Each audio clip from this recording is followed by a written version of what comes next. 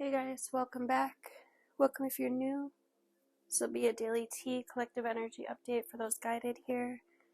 I do consider all my readings to be timeless. Whenever you're guided here is the right time. Alright, so the first card that we had come out is Virgo, Digest. And by the way, this is the first time I felt called to really use this new deck that I got. It's the Astro Star Codes deck. Really beautiful deck. It's just been taking some time to get to know her. And she was really calling me today, so we'll see what she has to say. We've got number 6, Virgo, the Digest. There's something manifesting here. Virgo refers to the grain, the harvest, which is, we're in this harvest energy right now. Something in this situation needs to be sorted or edited, reorganized in order to bring its harvest, whether you're thinking about a relationship or a work project or even like the culture in which you work. Virgo wants you to be specific, sort and release, and change how you interact. So it's release a habit, not a person, and change how you interact, but not necessarily with whom you interact. It's a good time to examine the patterns. Examine the patterns that need to be released. What needs to be composted. What seeds need to be saved for another time, planted for another season. And rather than focusing on faults, appreciate what's valuable about each interaction, each opportunity, each person. Absorb the worth and the wonder. It's time to take an introspective break and work on your self-care routine. Look at your diet, your health habits. The challenge here is if you don't weed the garden and don't plant or cultivate, you'll have an empty bed. Okay? Editing without creating gives you no content. Sometimes you have to ask the inner editor to take a break and let the creative process flow, and then let the editor clean it and polish,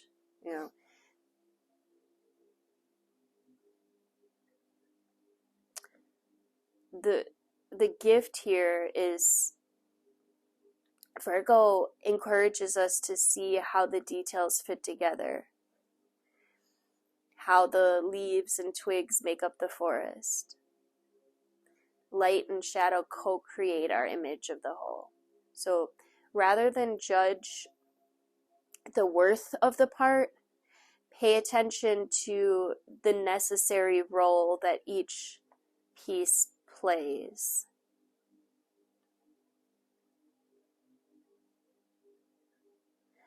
Perceive not just with your mind,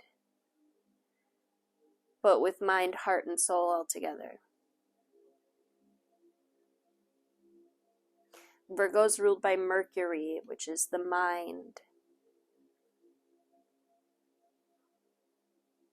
It's connected to the nervous system, the intestinal tract. The job is to sort the nutrients from the waste.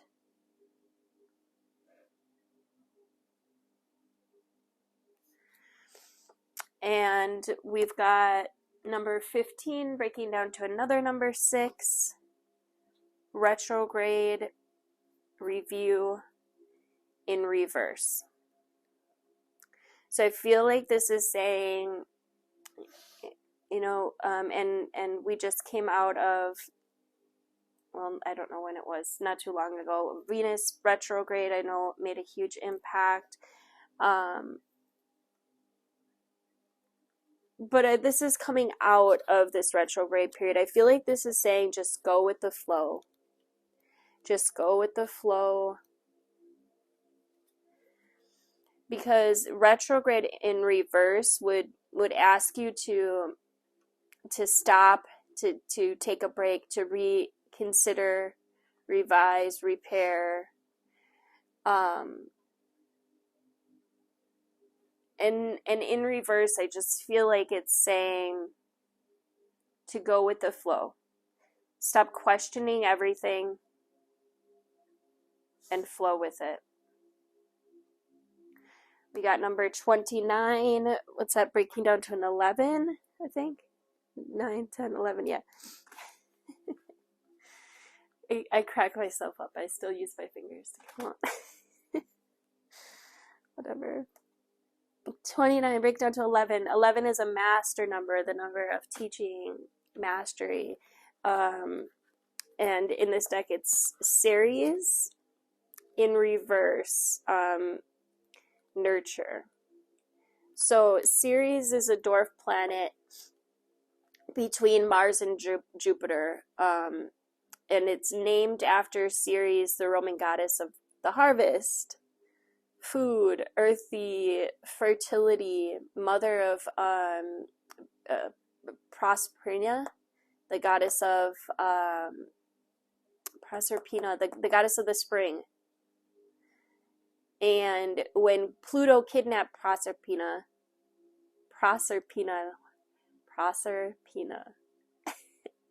Pluto kidnapped her and took her to the underworld to be his queen. Ceres threatened to starve the world until she was returned. So Ceres signifies our relationship to food, for better or worse, cultivation, the safety or loss of a child. Ceres' ancient rites initiated people into secrets of death and rebirth through this symbolic harvest. Right? Cut the heads off the grain with a sink, bury them, and a new life arises. It's energy of mothering, to mother, to be mothered, to be nurtured. It talks about, you know, that which is growing, the harvest from the earth, the child from the womb, or the art from the artist.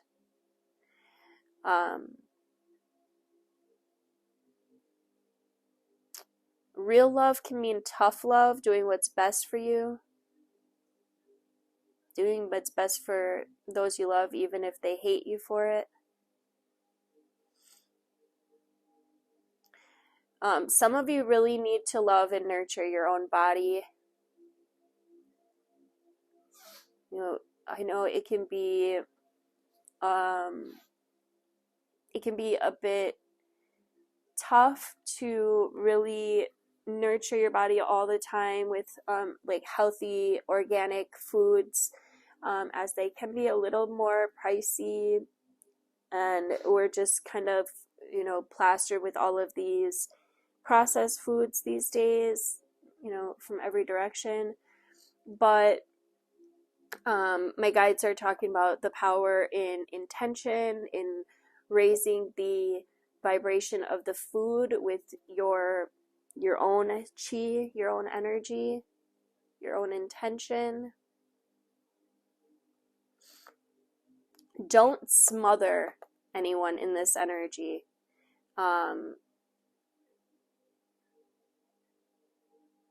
Yeah, there's just something about, you know, you don't want to, like, because it's in reverse, right? So you don't want to overdo it. Don't smother. There's a sacredness in your daily life, and it's a good time to really tap into that loving, nurturing, be loving in family, whether chosen or biological, all part of your spiritual path.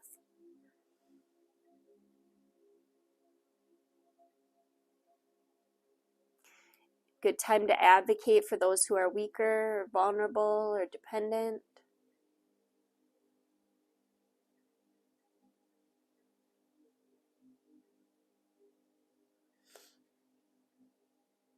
When the time is right, be willing to let go. I don't know who that's for. What are we at? Oh crap, I missed my, that's right. We got number 19, breaking down to a 10, a completion, the moon, and perception. The moon is ruler of Cancer. It speaks to the deep inner river of emotions, right? What motivates you, how you experience and express your feelings, how you nurture and need nurturance. In your astrological chart, the moon is as important as the sun, even though it's much smaller. By coincidence of relative size and distance from our earthly perspective of the sun and the moon, are symbols of consciousness and unconsciousness. They appear to be the same size, and this is what makes eclipses possible. But the moon cycles through the zodiac in 27 days, changing signs every 2 days. And it really colors our moods, our habits, our behaviors.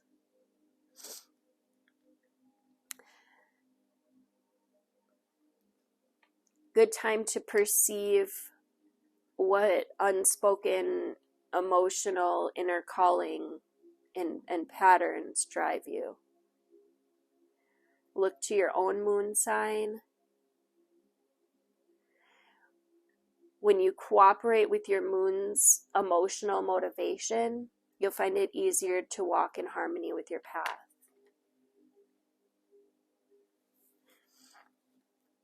Investigate the needs and the wants of those around you. The emotions underneath the surface usually run the show. And these primary drives are expressed through habits and actions, nuance and expression, rather than through words. Right? Look for the underground ocean, the energy, the subtle energy that carries the soul's energy.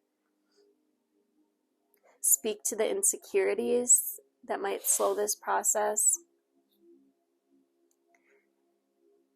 Act in a way that helps others feel nurtured, warm, emotionally connected. Make them feel at home.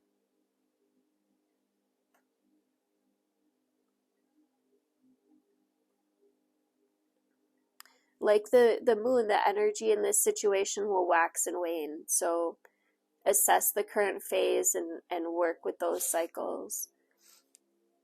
The challenge here is to look to the feelings rather than to the logic, right?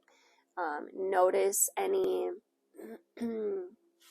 strange responses to anxiety, touchy personal defenses, subjectivity, insecurity, either in your motivation or in those around you.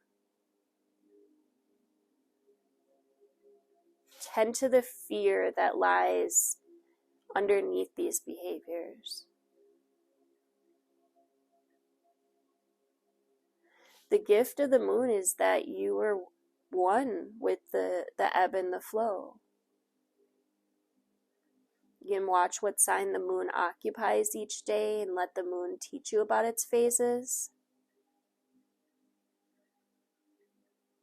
Align yourself with those tides and make your life easier. On the bottom, we've got the 6th house, sustainability, number 44, another master number. 4s create stability. 2 4s is 8. The infinite, the all, reminds us of our connection to all that is.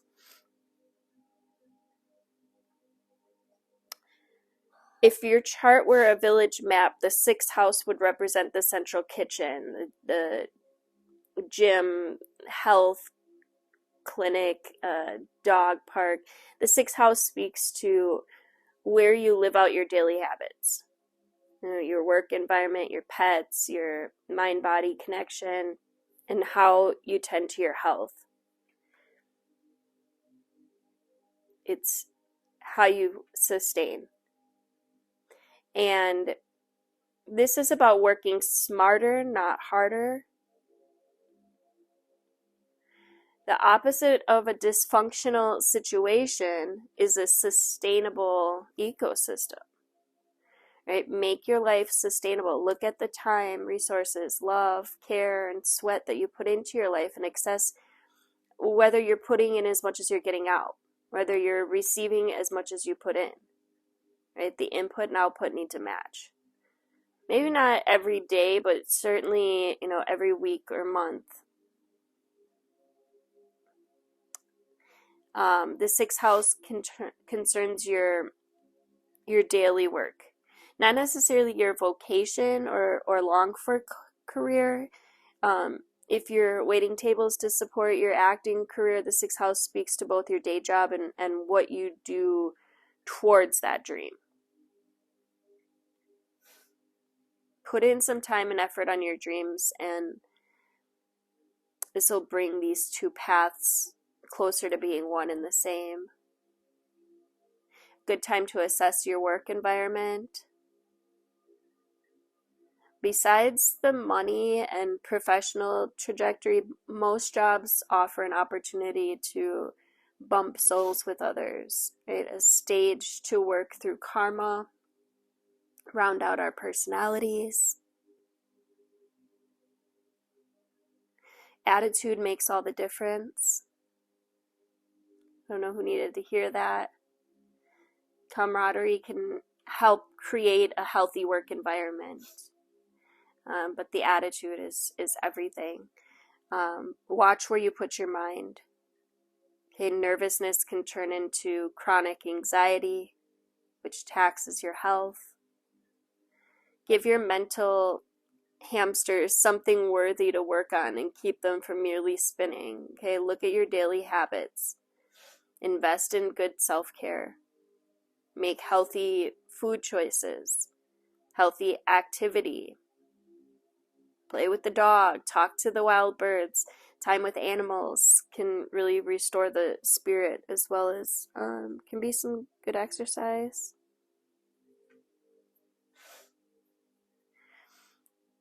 The challenge here is that worry can give you the illusion that you're taking care of business, but it doesn't further your goals. The gift here is that you can create a beautiful and sustainable ecosystem out of your life as you pursue a healthy work-life balance. And then lastly, we have number 2, which speaks to polarities. Taurus, cultivate. So Taurus asks you to sit still, to dig in, to grow roots, and to strengthen over time. Manifest in a practical way. Signified by a bull standing in his field. Taurus rules the neck and the voice. Its purpose is to bring life into matter through growing wildflowers and crops, right? Through our muscular strength and the sensual potential of our bodies, and through the solidness of our material resources.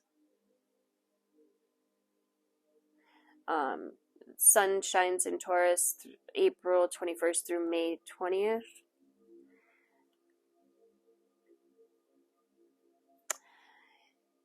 You can work with the metaphor of gardening, right? Plow the ground, plant the seeds, nurture the crops with water and fertilizer, protect those crops from predators, grow roots rather than travel. Investigate what concrete form your project should take next, and the next practical steps in that direction. Good time to appreciate the senses. Notice what you see or smell or feel, taste, hear. Use the senses to be in the present moment and let time flow by. In a relationship, listen to both the signals of body chemistry and the practicalities of your life to give it a fertile field. Cultivate your garden like a slowly growing flower basking in the sun. Find contentment in this moment. Explore the roots of a situation. Ask what feeds this idea or what feeds your soul. If you're feeling like you're being pushed about, just sit, hold still, grow roots. Let the storm pass over you. Don't hurry. Play the long game as you plant and tend to your crops. The challenge with Taurus is that Taurus in access can lead you to mistake stubbornness for strength, or look for spiritual and emotional answers in the material world.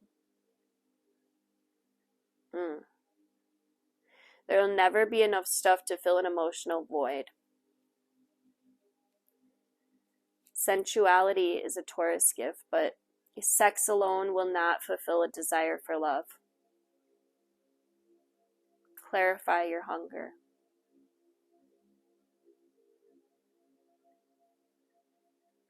The gift here is that everything that surrounds you is made up of matter, and the word matter comes from the Latin word mater, or mother. Taurus connects you to the sacred earth, Mother Gaia herself, the physical vessel who holds spirit in the body, in the plants, and the earth beneath us. A lot of feminine, nurturing energy at play here. Thank you guys for liking, dropping into the comments, sharing this video out if you know someone that would appreciate my work. I am really working on growing my channel. Do make sure you are subscribed. Hit the notification bell if you'd like to be notified of upcoming videos. Love you guys.